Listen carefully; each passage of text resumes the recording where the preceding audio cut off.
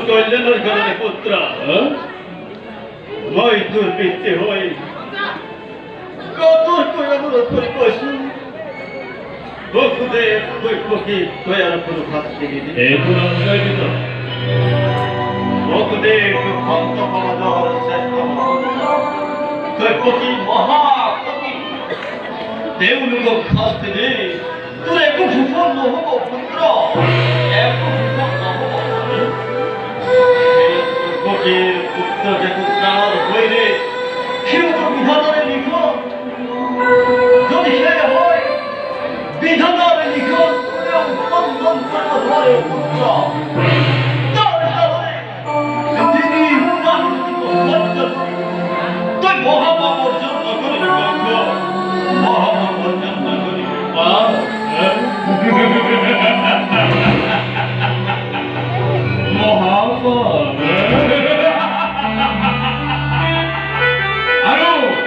আৰু সেই পাপৰ ভয়ত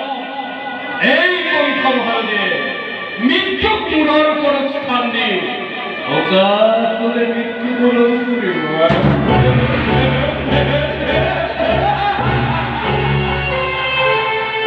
তুমি ইয়াৰ পৰা তুমি পাবেতা তোমাৰ সততাৰ মূল কোনো প্ৰয়োজন নাই মই সততা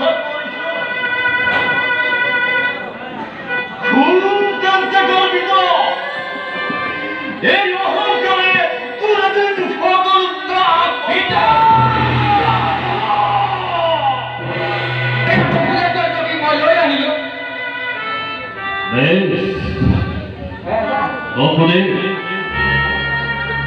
দিয়া পুনমৰ সত্য জ্ঞায় মোৰ ভাগত অৰ্পণ কৰা দৈত্যকীৰ বাৰ্তা প্ৰথম সন্তান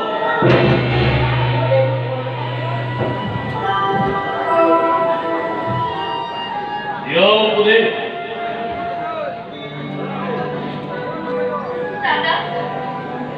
কেউ তুমি বলা হয় ইমান নিষ্ঠুৰ পৰস্পৰে কৰিছো প্ৰণাম বিচাৰিও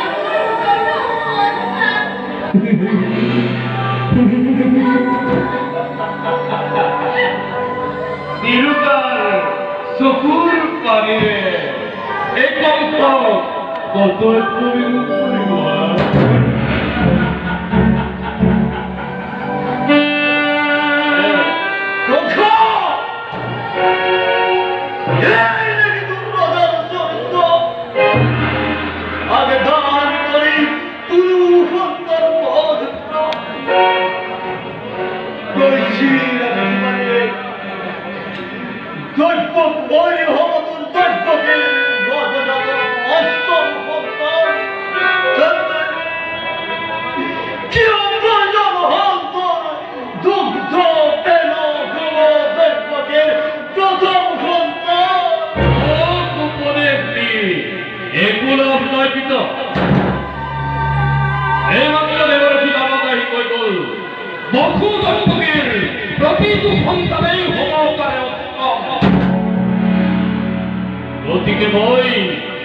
গতিকে মই প্ৰথম সন্তানটি ঘূৰাই দি মহাভুল কৰিম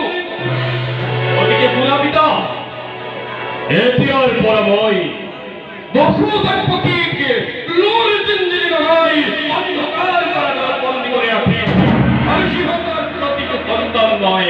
এটা কৈ পাতাচাৰি বধ কৰিম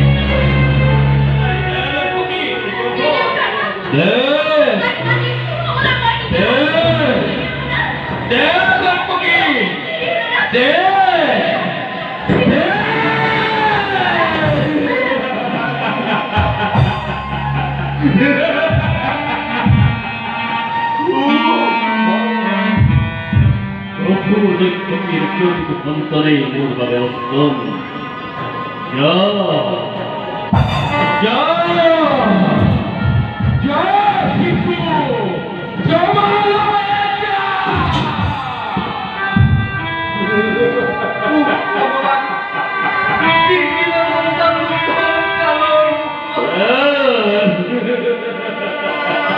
এই হৃদয়ে ভক্ত হতো কে সমস্যা হে ভগবান, দিও তবে চলে আসা। লজ্জক! এই বাড়ি যদি হত্যা করে, তোর দাবি তখন পিতা তুমি মোৰ কামত অযথা বাধা নিদিবা তুমি মোৰ কামত অযথা বাধা নিদিবা নহলে কি করবি? মথুৰাৰ অতি সুলভভাৱে লাঘৱ কৰিব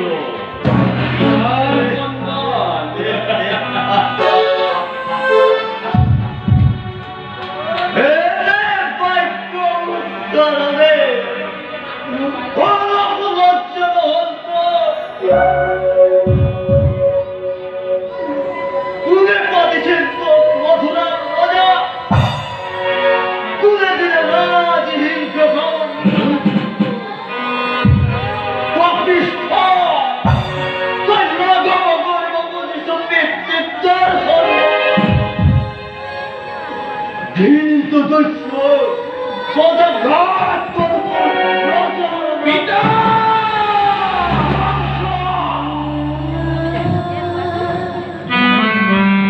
অতি সোনকালে মোক পিতা অতি সোনকালে তুমি মোক মথুৰাৰ অধিপতি হিচাপে স্বীকাৰ কৰা পরিবর্তে পিতা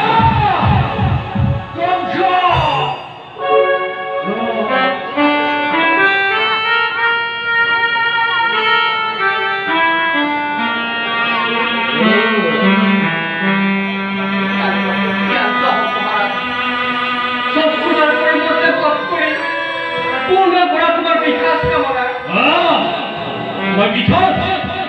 মোক এনেকৈ ৰাজ দিব নোখোজে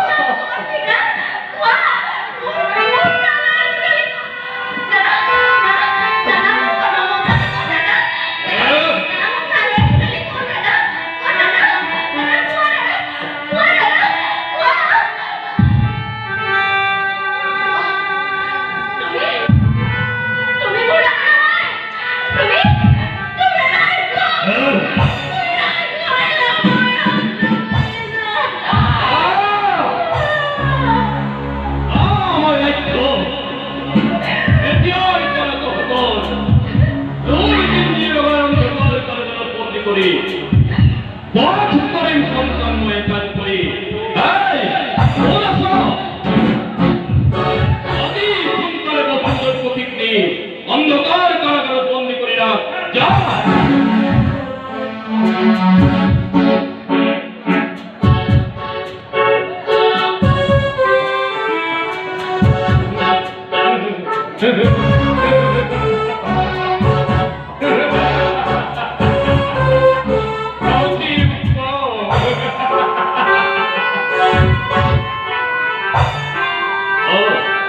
পিতা তুমিও অতি সোনকালে এই রাজ্যের অধিপতি হিসাবে গ্রহণ করা নহলে আর শেষ ঠিকানার পরিবর্তে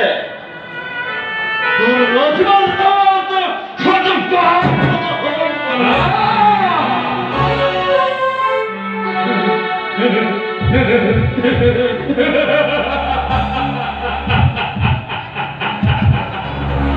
পিতা তুমি কন্ত এতিয়াও নিশ্চিলা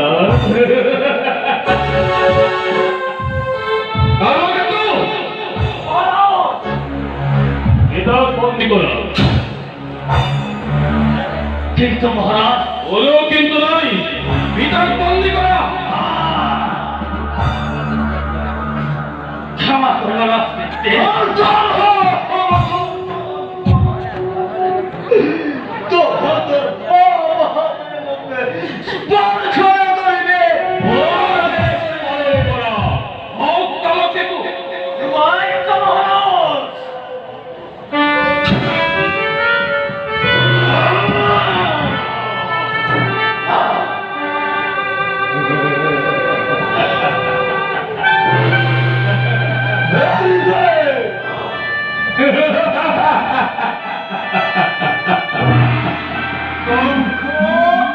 পিতা